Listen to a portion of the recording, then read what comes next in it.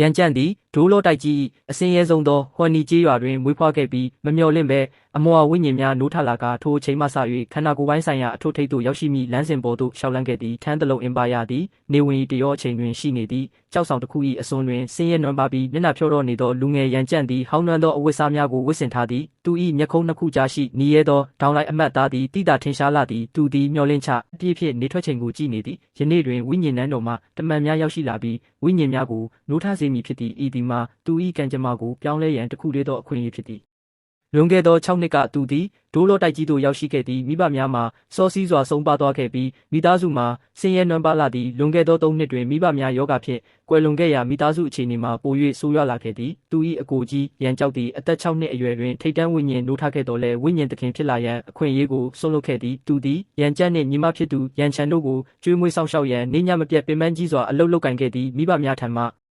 ှဝိညာဉ်စွမ်းအားအမွေမရရှိခဲ့ပဲတာမန်လူများမှာအတုံးမကျသူများသာဖြစ်သည်ဝိညာဉ်စွမ်းအားနိုးထရန်မှာကောင်းကင်သို့တက်လန်းရသည့်ထက်ပင်ပိုမိုခက်ခဲသည့်အတုံးမကျသောဝိညာဉ်မရှိသူများသည်ဝိညာဉ်နန်းတော်သို့ရောက်ရှိနေကြပြီဖြစ်သည်ဒုတိယအကိုဟုသောကြည်လင်သောအော်ဟစ်တန်သည်တောင်အောက်မှထွက်ပေါ်လာသည်မြမလေးရန်ချန်သည်ရှုပ်ပွားနေသောသပင်ကျစ်ဆန်မြများနှင့်ဟောင်းနှွမ်းသောအဝတ်စားများကိုဝတ်ဆင်ကာစိုးရိမ်တကြီးမျက်နှာဖြင့်တောင်ပေါ်သို့ပြေးတက်လာသည်ဝိညာဉ်နန်းတော်မှဝိညာဉ်သခင်ရောက်နေပြီးကြေးရွာလူကြီးကအကိုကိုအမြန်ဆင်းလာဖို့ပြောနေတယ်ဟုဆိုသည်ရန်ကြန့်သည်ချက်ချင်းပင်ထွက်လိုက်ပြီးသူ၏ညီမငယ်လေးကိုပွေ့ချီကာတောင်အောက်သို့ဆင်းသွားသည်ကြေးရွာအတွင်းရှိတစ်သားအိမ်တကားဝတွင်လူများဖြင့်ပြည့်နှက်နေသည်ယခုနှစ်တွင်ဝိညာဉ်ဒိုးထရန်အရွယ်ရောက်သည့်ကလေးလေးဦးသာရှိသည်လူအုပ်ကြားထဲတွင်သူ၏အကိုကြီးရန်ကြောက်ကိုမတွေ့ရပေသူသည်ကြေးရွာအပြင်ဘက်တွင်ပင်ပန်းစွာအလုပ်လုပ်နေရဆဲဖြစ်ရမည်ရန်ကြန့်သည်စိတ်ထဲတွင်အနှဲငယ်ခံစားလိုက်ရတော့လဲသူ၏စိတ်ခံစားချက်များကိုထိန်းချုပ်ကာရှေ့သို့တိုးသွားသည်ကြေးရွာလူကြီးအဖိုးကျယ်ရီသည်ရိုသေလေးစားသောမျက်နှာဖြင့်ရှိနေသည်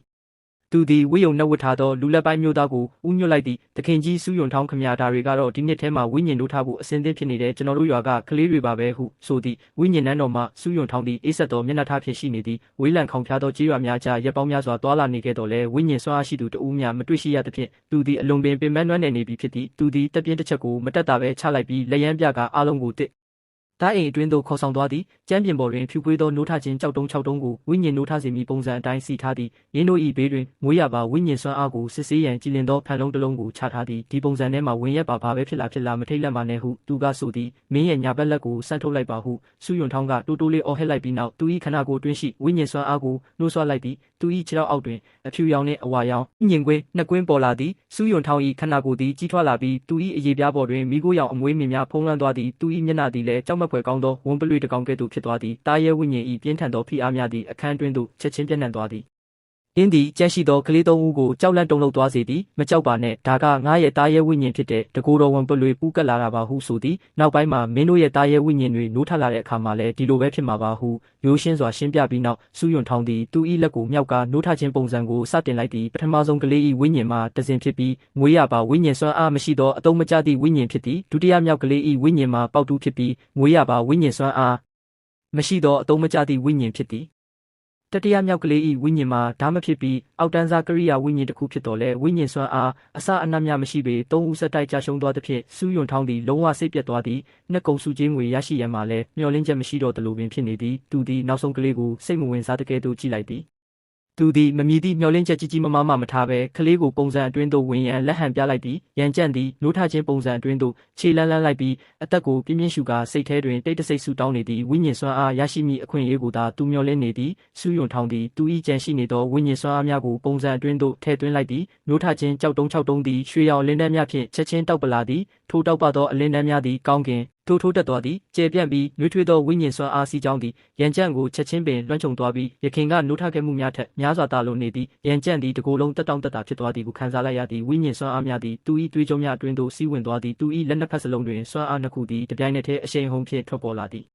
သူ၏ညာဘက်လက်တွင်တိုင်ပက်ကင်းသောနတ်ဖျားလက်နက်တစ်ခုသည်ဖြင်းညင်းစွာပေါ်ပေါက်လာသည်အစွန်းသုံးဖက်ပါသောနှစ်ဖက်သွားထားသည်ရေခဲကဲ့သို့အေးဆက်ပြီးအပြာရောင်ဖြော့ဖြော့အလင်းတန်းများတောက်ပနေသည့်အနက်ရောင်တလက်ကင်တွင်စီးဆင်းနေသောပုံစံများဖြင့်ပြည့်နှက်နေပြီးအလွန်အာနာပါသောအငွေ့တက်များကိုထုတ်လွှတ်နေသည်ယင်းမှာအာလန်ရှန်ရန်ကြန့်၏ထင်ရှားသောလက်နက်ဖြစ်သည့်အစွန်းသုံးဖက်ပါနှစ်ဖက်သွားထားပင်ဖြစ်သည်စူးယွန်ထောင်း၏မျက်လုံးများပြူးကျဲသွားပြီးအသက်ရှူတန်များမျက်စံလာသည်သူ၏အနှစ်20ကျနိုးထခြင်းအတွေ့အကြုံအရယင်းမှာထိတ်တန်းအဆင့်လက်နက်ဝိညာဉ်တစ်ခုဖြစ်ကြောင်းသူသိလိုက်သည်မြင်း၏အရေးသွေးမှာတာမန်လက်နက်များထက်များစွာတာလွန်နေပြီးမြင်း၏စွမ်းဆောင်ရည်မှာလည်းတိုင်းတာ၍မရနိုင်ပေသူသည်ရခင်ကကဲ့သို့အေးဆက်မနေတော့ပဲရှေ့သို့အမြန်တိုးလာကာစိတ်လှုပ်ရှားစွာဖြင့်လိုက်ရောညီထွေစွာစကားပြောလိုက်သည် ကလေးလေးမင်းရဲ့လက်ကိုဖန်လုံးပေါ်မှာတင်လိုက်ပါမင်းရဲ့မွေးရပါဝိညာဉ်စွမ်းအားကိုကြည်ကြရအောင်ဟုဆိုသည်စူးယွန်ထောင်းသည်မျောလင်းချက်အပြည့်ဖြင့်စောင့်ကြည့်နေစဉ်ရန်ကြန့်သည်သူ၏ဘဲဘက်လက်ကိုမြှောက်လိုက်သည်အမဲရောင်နှင့်အဖြူရောင်အလင်းတန်းတစ်ခုမိတ်တုတ်ဖြစ်သွားသည်ဆရာကြီးကျွန်တော်မှာနောက်ထပ်ဝိညာဉ်တစ်ခုရှိနေသေးပုံရတယ်ဟုဆိုလိုက်ရာထိုစကားကြောင့်စူးယွန်ထောင်းသည်တကိုယ်လုံးတောင့်တင်းသွားသည်သူ၏မျက်နှာတွင်မယုံနိုင်စရာဖြစ်နေသည့်အရေးအယောင်များဖြင့်ပြည့်နှက်သွားထားသည်အမွာဝိညာဉ်လာခြင်းတို့သည်ဤတိုက်ကြီးပေါ်တွင်အလွန်ပင်ရှားပါးလာပြီးထန်ဆန်းတဦးတည်းသာရှိသည်ဟုသိထားကြသည်ဖြူခွေးသောအလင်းတန်းတစ်ချက်လက်သွားသည်အမွေးတူနှင့်နာရွက်ရှိပါသောခွေးဖြူလေးတစ်ကောင်ပေါ်လာသည်လင်းသည်တက်ကြွပြီးဖော်၍ပုံရကရန်ကြန့်၏ခြေတစ်လုံးကိုပုတ်တက်နေသည်ဒုတိယဝိညာဉ်ကိုမြင်လိုက်ရသောအခါစူးယွန်ထောင်း၏စိတ်လှုပ်ရှားမှုများသည်ချက်ချင်းပင်ပျောက်ကွယ်သွားသည်ရင်းမှတိုက်ခိုက်ရေးစွမ်းအားမရှိခုခံနိုင်စွမ်းမရှိသလိုအထောက်အကူပြုနိုင်စွမ်းလည်းမရှိသောတာရဲဝိညာဉ်တစ်ခုဖြစ်နေသည်ဘင်းကိုဤတိုက်ကြီးပေါ်တွင်အတုံးမကျသောဝိညာဉ်ဖြစ်သာလူသိများသည်ပထမဝိညာဉ်သည်ထိတ်တန့်အဆင့်ဖြစ်နေလင်ကစား၏အချက်မှာကြီးမားသောအားနည်းချက်တစ်ခုပင်ဖြစ်သည်သူသည်သူ၏စိတ်ပြတ်မှုကိုထိန်းချုပ်လိုက်သည်သူသည်မတက်တာပဲစကားပြောလိုက်သည်ရပါတယ်ပထမဝိညာဉ်ကထိတ်တန့်အဆင့်ဆိုတော့ဝိညာဉ်စွမ်းအားအတွက်အစားထိုးပေးနိုင်မှာပါဟုဆိုသည်ရန်ကြန့်သည်သူ၏လက်ကိုမြောက်ကဖန်လုံးပေါ်သို့ဖိလိုက်သည်ခဏချင်းတွင်ပင်ရွှေရောင်လင်းတန်းများသည်တခန်းလုံးကိုလင်းထိန်သွားစေသည်ကြည်လင်တဲ့ဖန်လုံးကနေအပြာရောင်လင်းတန်းတွေထွက်ပေါ်လာပြီးပြင်းထန်စွာတုန်ခါသွားပါတယ်ဝိညာဉ်စွမ်းအားတွေကတအိမ်လုံးကိုလင်းထိန်သွားစေပြီးဝမ်ဟဲကွေးကအံ့အားသင့်လွန်းလို့အော်ဟစ်မိပါတယ်ဒါဟာနှစ်ပေါင်းရာချီတွင်မှတခါမှမမြင်ဘူးတဲ့မွေးရပါဝိညာဉ်စွမ်းအားအပြည့်ပဲဖြစ်ပါတယ်ထူးခြားတဲ့ဝိညာဉ်နှမျိုးပိုင်ဆိုင်ထားတဲ့6နှစ်အရွယ်ကောင်လေးဟာမယုံနိုင်စရာပါရမီရှင်တစ်ယောက်ပါဝမ်ဟဲကွေးကရန်ကြန့်ရဲ့ပခုံးကိုစုပ်ကင်ပြီးဝိညာဉ်နန်းတော်ကိုဝင်ရောက်ဖို့တိုက်တွန်းပါတယ်ဝိညာဉ်နန်းတော်မှာဆိုရင်အကောင်းဆုံးလေ့ကျင့်မှုတွေရရှိမှာဖြစ်တယ်လို့အနာဂတ်မှာလည်းကြီးကျယ်တဲ့စစ်တီတော်ကြီးတစ်ယောက်ဖြစ်လာနိုင်တယ်လို့ပြောပါတယ်ရန်ကြန့်ကလည်းတွေ့ဝေးမနေပဲသဘောတူလိုက်ပါတယ်သူဟာဒီကဘာကိုရောက်ရှိလာတာ6နှစ်ရှိပြီဖြစ်ပြီးဇလန်တစ်ခုလုံးကိုလည်းကြိုတင်သိရှိနေသူပါဒါကြောင့်ဝိညာဉ်နန်းတော်ကိုဝင်ရောက်တာဟာသူ့အတွက်အကောင်းဆုံးအခွင့်အရေးပဲဖြစ်ပါတယ်ဝမ်ဟဲကွေးကရန်ကြန့်နဲ့သူ့ရဲ့ညီကိုမောင်နှမတွေကိုမြို့မှာကောင်းမွန်စွာနေထိုင်နိုင်အောင်စီစဉ်ပေးမယ်လို့ကတိပေးပါတယ်ရွာသားတွေအားလုံးကလည်းရန်ကြန့်ရဲ့ပါရမီကြောင့်အံ့အားသင့်ပြီးဝိုင်းဝန်းချီးကျူးကြပါတယ်ရန်ကြန့်ကသူ့အကိုကိုနှုတ်ဆက်ပြီးမိသားစုကိုကောင်းကောင်းစောင့်ရှောက်ဖို့မှာကြားခဲ့ပါတယ်ညနေပိုင်းမှာတော့ရန်ကြန့်ကတောင်ပေါ်ကိုတယောက်ထဲသွားပြီးသူ့ရဲ့ထူးခြားတဲ့လက်နက်ကိုထုတ်ဖော်လိုက်ပါတယ်။နက်နဲတဲ့ကျင့်စဉ်တွေကိုလေ့ကျင့်တဲ့အခါမှာသူ့ရဲ့ခန္ဓာကိုယ်ဟာအရင်ကထက်အဆပေါင်းများစွာတန်မာလာပါတယ်။သူ့ရဲ့ဒုတိယဝိညာဉ်ဖြစ်တဲ့နတ်ခွေးကလည်းရန်သူတွေကိုရှာဖွေနိုင်စွမ်းရှိပြီးကောင်းကင်ယံမှာပြန်တန်းနိုင်စွမ်းလည်းရှိပါတယ်။ဒီလိုအစွမ်းထက်တဲ့ပါရမီတွေကြောင့်သူဟာဘယ်သူနဲ့မှမတူတဲ့ထူးချွန်သူတစ်ယောက်ဖြစ်လာပါတယ်။တစ်ဖက်မှာလည်းဝိညာဉ်နန်းတော်ရဲ့အရှင်သခင်ဘီဘီတုံးကရန်ကြန့်ရဲ့သတင်းကိုကြားသိရတဲ့အခါမှာအယံကိုစိတ်ဝင်စားသွားပါတယ်။သူမဟာပါရမီရှင်တွေကိုစုဆောင်းပြီးအာနာကိုခိုင်မြဲအောင်လှုပ်ဆောင်နေသူပါ။ဒါကြောင့်ရန်ကြန့်ကိုချက်ချင်းတွားရောက်ခေါ်ဆောင်ဖို့အမိန့်ပေးလိုက်ပါတယ်။ဝိညာဉ်စစ်တီတော် Ghost Dulo ကရန်ကြန့်ကိုနန်းတော်စီခေါ်ဆောင်သွားပြီးဘီဘီတုံးရဲ့ရှေ့ကိုရောက်ရှိသွားပါတယ်။နန်းတော်ထဲမှာဝိညာဉ်စစ်တီတော်ကြီးတွေအများအပြားရှိနေပေမဲ့ရန်ကြန့်ကတော့ကြောက်ရွံ့ခြင်းမရှိဘဲရဲရဲဝံ့ဝံ့ရင်ဆိုင်ခဲ့ပါတယ်။ဘီဘီတုံးဟာရန်ကြန့်ရဲ့မြင်မာတဲ့စွမ်းအားတွေကိုမြင်တွေ့ပြီးအံ့အားသင့်သွားပါတယ်။ချန်ဝမ်ရှင်းကလည်းစိတ်ထဲမှာတိတ်တဆိတ်ကြံစည်မှုတွေရှိနေပါတယ်။ရန်ကြန့်ကသူ့ရဲ့လက်နက်ကိုထုတ်ဖော်ပြသလိုက်တဲ့အခါမှာတော့အားလုံးကမှင်တက်သွားကြပါတယ်။ပေါ်ထွက်လာတဲ့သုံးခွနှစ်ဖက်သွားတာဟာအလွန်ကိုလေးလံလာပါတယ်။သူ့ရဲ့ထက်မြက်မှုနဲ့စွမ်းအားဟာကမ္ဘာပေါ်မှာအကောင်းဆုံးလက်နက်တွေနဲ့ရှင်နိုင်ရုံတင်မကပဲပိုတောင်တားလုံးနေပါသေးတယ်။ဒီဓာတ်ဟာနာမည်ကျော်ကောင်းကင်တူထက်တောင်ပိုပြီးစွမ်းအားကြီးမားနိုင်တယ်လို့အားလုံးကယူဆကြပါတယ်ဘီဘီတုံးဟာရန်ကြန့်ကိုကြည့်ပြီးသူမရဲ့အတိတ်ကလူတစ်ယောက်ကိုတတိယသွားပါတယ်နောက်ဆုံးမှာတော့သူမဟာရန်ကြန့်ကိုတိုက်ရိုက်တစ်ပည့်အဖြစ်လက်ခံလိုက်ပြီးရွှေကွန်းကိုသူ့ကိုလေ့ကျင့်ပေးဖို့တာဝန်ပေးပါတယ်ရန်ကြန့်ဟာလည်းသူ့ရဲ့ခန္ဓာကိုယ်နဲ့ဝိညာဉ်ပိုင်းဆိုင်ရာတွေကိုပြင်းပြင်းထန်ထန်လေ့ကျင့်ပါတယ်သူဟာရှေးဟောင်းကျင့်စဉ်တွေကိုအသုံးပြုပြီးသူ့ရဲ့စွမ်းအားတွေကိုတိုးမြင့်ပါတယ်တနေ့မနက်မှာတော့ဝူဟန်နန်းတော်ရဲ့ရွှေရောင်မျိုးဆက်တစ်တွေဖြစ်ကြတဲ့ဟူလီနာရှေရွဲနဲ့ရန်တို့ရောက်လာပါတယ်ရန်ကရန်ကြန့်ကိုမြင်တဲ့အခါမှာမနာလိုဖြစ်ပြီးစိန်ခေါ်လိုက်ပါတယ်ရန်ဟာသူ့ရဲ့မြင်မာတဲ့ဝိညာဉ်အဆင့်ကိုအားကိုးပြီးရန်ကြန့်ကိုလူပုံအလယ်မှာအဆက်ခွဲဖို့ကြိုးစားတာပါဒါပေမဲ့ရန်ကြန့်ကသူ့ရဲ့ခန္ဓာကိုယ်စွမ်းအားကိုအသုံးချပြီးပြန်လည်တိုက်ခိုက်ပါတယ်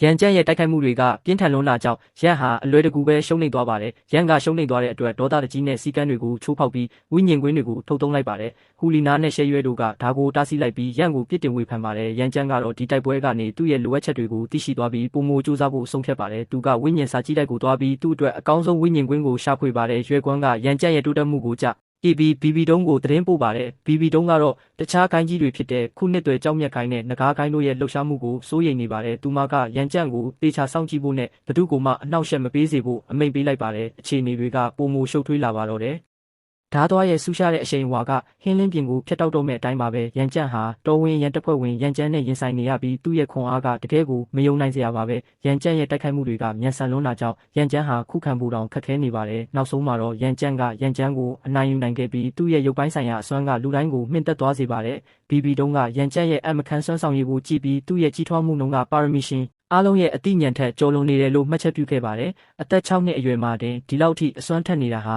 တကယ်ကိုမယုံနိုင်စရာပါရမီတစ်ခုဖြစ်ပါတယ်။ရန်ကျန့်ဟာအမွှာဝိညာဉ်ပိုင်ရှင်ဖြစ်တယ်လို့မွေးရပါဝိညာဉ်စွမ်းအားအပြည့်အဝရှိသူလည်းဖြစ်ပါတယ်။သူ့ရဲ့စိတ်ထဲမှာအရင်ဘဝကအမတ်တရားတွေပေါ်လာပြီးသူ့ရဲ့အပြုံးကလျှို့ဝှက်ဆန်းကျင်နေပါတယ်။ဘီဘီတုံးကတော့ရန်ကျန့်ကိုဆက်လက်စောင့်ကြည့်ဖို့ဆုံးဖြတ်လိုက်ပါတယ်။အဲ့ဒီအချိန်မှာရွယ်ကွမ်းကရန်ကျန့်အတွက်ဝိညာဉ်ကွင်းတွားရောက်ရှာဖွေဖို့အကြံပြုခဲ့ပေမဲ့ဘီဘီတုံးကတော့ရန်ကျန့်ကိုယ်တိုင်စတင်လှုပ်ရှားလာတဲ့အထိစောင့်မှုပြောခဲ့ပါတယ်။ရန်ကျန့်ကဝိညာဉ်နန်းတော်ရဲ့စာကြည့်တိုက်ထဲမှာလမ်းပြောင်းနေစဉ်နန်းတော်ရဲ့ကြီးကျယ်ခမ်းနားမှုတွေကိုမေးမောကြည့်ရှုနေပါတယ်။အဲ့ဒီအချိန်မှာလှပတဲ့မိန်းကလေးတစ်ယောက်ဖြစ်တဲ့ဟူလီနာကသူ့စီကိုရောက်ရှိလာပါတယ်။